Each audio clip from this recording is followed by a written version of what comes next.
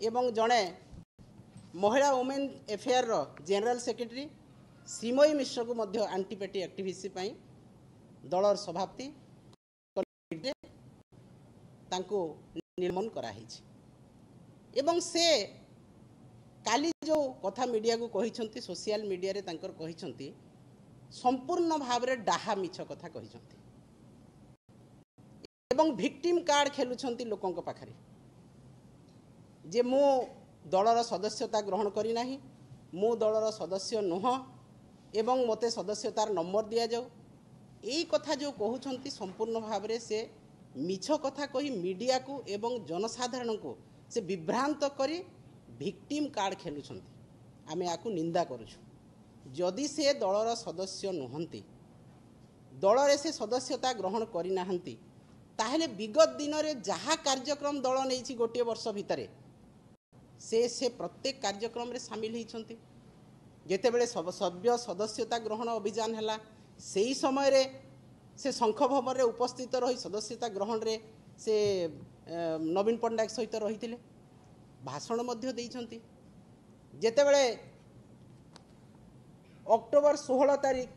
आमर प्रिय नेता नवीन पट्टनायक महोदय जन्मदिन थिला से ही समय मध्य से नवीन निवास जाई गोटे छोटा छुआ सहित जाइकी तांको नवीन बाबू फैन गीत भी शुणई से 6 सेप्टेम्बर रे जेतेबेले 2024 रे स्टेट एग्जीक्यूटिव महिला मानकर स्टेट एग्जीक्यूटिव कमिटी मीटिंग थिला से ही समय मध्य से सभारे उपस्थित थिले एवं भाषण मध्य देइछंती जेतेबेले खोर्धा जिल्ला रे मीटिंग हला से ही समय मध्य से उपस्थित रहिथिले जेतेबेले जनसंपर्क पदयात्रा है अक्टोबर 24 रे से ही समय मध्य से उपस्थित अछंती जेतेबेले राजभवन घेराव कराइला से ही समय मध्य से उपस्थित अछंती माने गोटिए वर्ष भितरे से जेतेबेले दल निर्वाचन हला परे वर्ष भितरे से प्रत्येक कार्यक्रम रे दलर से सामिल होइछंती शंख भवन रे नवीन निवास रे एवं जेतेबेले राज्यपाल को आमे दाबीपत्र देइथिलु से समय भी से उपस्थित रही तो प्रत्येक कार्यक्रम रे से उपस्थित रहिले एवं तापरे जहाँ दलर पद पदवी दियाहला सबुथिरे तांकर ना अंतर्भुक्त करा जाइतिला आपनकर प्रथमरु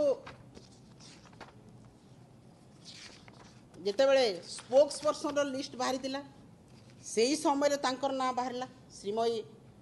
श्वेतस्निग्धा मिश्र तांको स्पोक्स पर्सन रे ना दियाहला तापर जेतेबेले स्टेट कमिटी डिक्लेयर होईची सेतेबेले मध्य मान्यवर सभापति तांको जनरल सेक्रेटरी भाव रे देइछंती सेईटा मध्य गोटे वर्ष भितर तापर जेतेबेले विगत दिन रे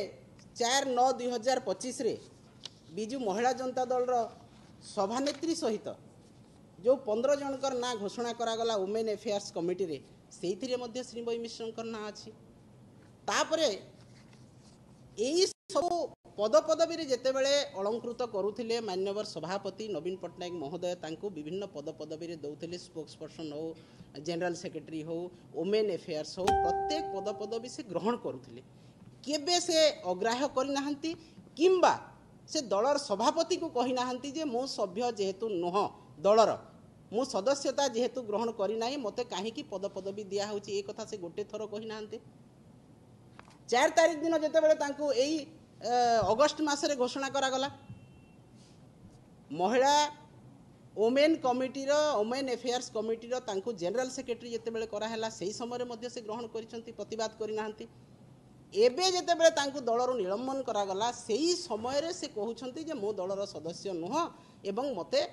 माने दल गणतंत्र रे विश्वास करू नाही आउ दल मते अन्याय करिछि एई कथा संपूर्ण भाव रे मिछ कथा कहउछंती ए डाहा मिछ कथा कहउछंती एवं दलर नेता को से चैलेंज करूछंती एवं दलर नेता जहाँ आज तांको निलंबन कला परे से जहाँ कहउछंती या संपूर्ण भाव रे निंदनीय घटना एवं लोक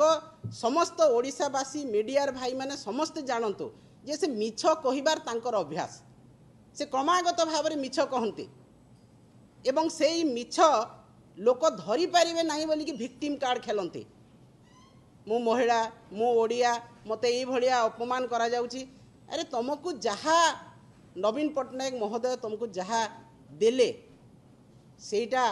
क्षमता पाइल सुविधा पाइल सबु प्रकार क्षमता उपभोग कल तुम समय जेतेबेले दल हारीगला जेतेबेले मात्र 6 मास भी जाइनि 4-5 मास तुम्हें क्षमता रे रहिलनी बोलिकी आज दल प्रति ये भलिया आरोप प्रत्यारोप करुछ। एटा आमे निंदा करुछु एवं तांकु मध्य आमे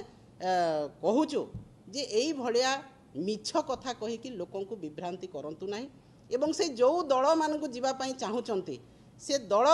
माने मध्य जानिबा उचित जे श्रीमयी मिश्र अभ्यासगत भाव में मिछ कहती